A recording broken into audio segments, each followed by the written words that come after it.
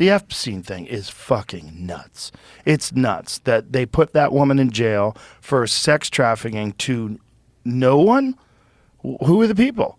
There's no list. You have no idea. There's no disclosure. List, right? But the fact that no one's asking for that, and the people that were involved in these crimes have never been brought to justice or even discussed, and it's just something that just gets swept under the table. There's no outcry. There's no people demanding an investigation to find out what the fuck happened. There's real clear evidence that he was murdered, and everyone's trying to say it was just suicide. No big deal. And the cameras didn't work. No big deal. Whatever. It's over. Let's not talk about it anymore. That's nuts. That's crazy. There's clear evidence that they did that in front of everybody's face. They killed that guy. He knew too much. And now... To send him out. Who do you think killed him? As you step right into a lie. Who fucking knows? Who fucking knows? I mean, the cameras were off. Who knows? They probably sent in an assassin who fucking strangled him.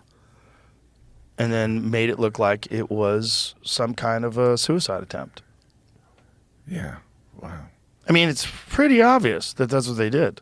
Yeah. I mean, Michael Baden, the autopsy doctor from the HBO series, he investigated the autopsy, and he said the contusions, the ligature marks on his neck were indicative of someone being strangled. He also said the break of the bones, or the type of break that happens when someone's being strangled, not when someone's being hung. When you're hung, it's your body weight that is hanging you, right? So it's usually on the upper side of your neck because your weight is hanging you down. But this was down on the bottom of his neck, where he's getting fucking strangled by somebody. And the bones in his neck were broken, which is what happens when you get strangled, and doesn't happen when you get hung. Wow. Yeah, it's just like physical evidence that shows that he was murdered.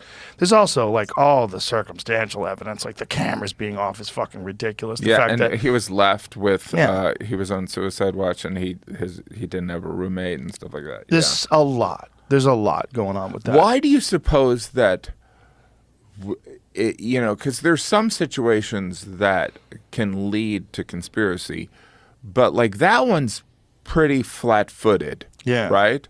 Where it's it's obviously dirty. Why do you think that we do not have, as a society, an appetite for wanting to see clarity around that? I think it's the same thing why no one's paying attention to the UFO thing. I think we're inundated with so much information.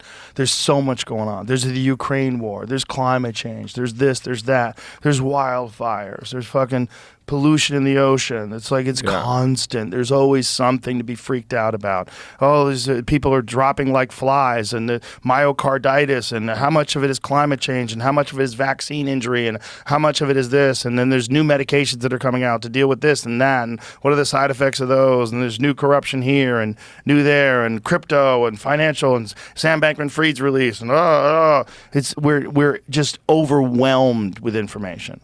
And I think we just like, news cycle is like 3 seconds. It's in and out, and then there's a new football player. And then, there's like, occasionally there's an interesting take on it. Yeah. And then people are like, wow, that was a great article.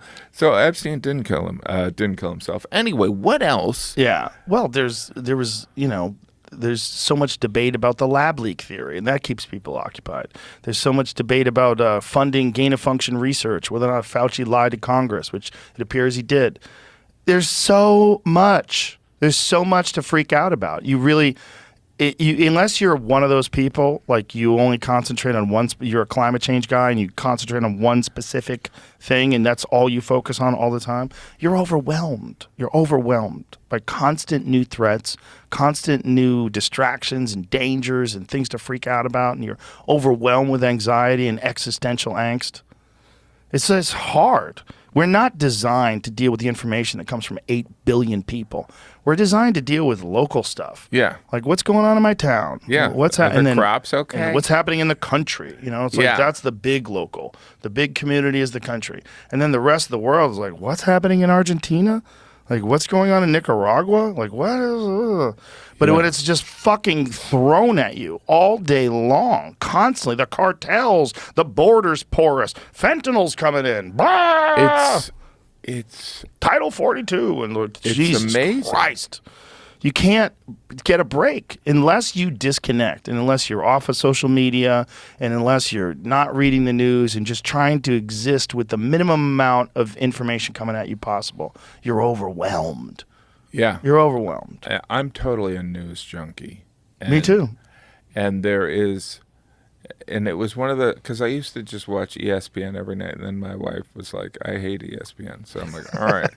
So then we'll watch news. You have to watch stuff together. And now she's like full Dateline, right? Yeah. Which is like the History Channel for women, right? And and so, but like the news, and I also know that like consuming too much news is not healthy, right? Because that's some of my outrage machine, right? And it's understanding different kind of things that don't line up, right? Yeah. But I do feel like you and I both have this same suspicion, but like we're coming from two different sides, which is fascinating. What side do you think I'm coming from? I think you are more likely to think that Biden is Satan, and I'm more likely to think that Trump is Satan. I think Biden is a product of a very corrupt business that has been corrupt for a long time, and he's just not that good at being discreet about it, not that good at covering it. I also think, when he bragged about getting the prosecutor fired in Ukraine, I think he's just a guy that has a lot of like, I'll fucking show them. I'll show them. And it's dumb. And I think that's why a lot of his stuff gets exposed.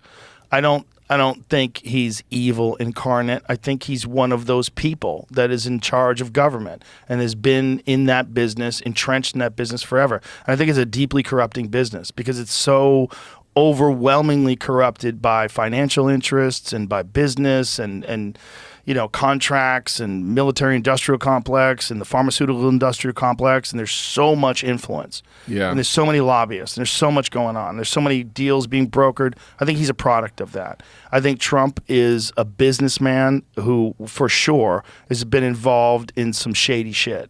Yeah. The Trump University thing is a good one. But he's also a guy that was a Democrat most of his life, and he's also a guy that knows how gross that system is.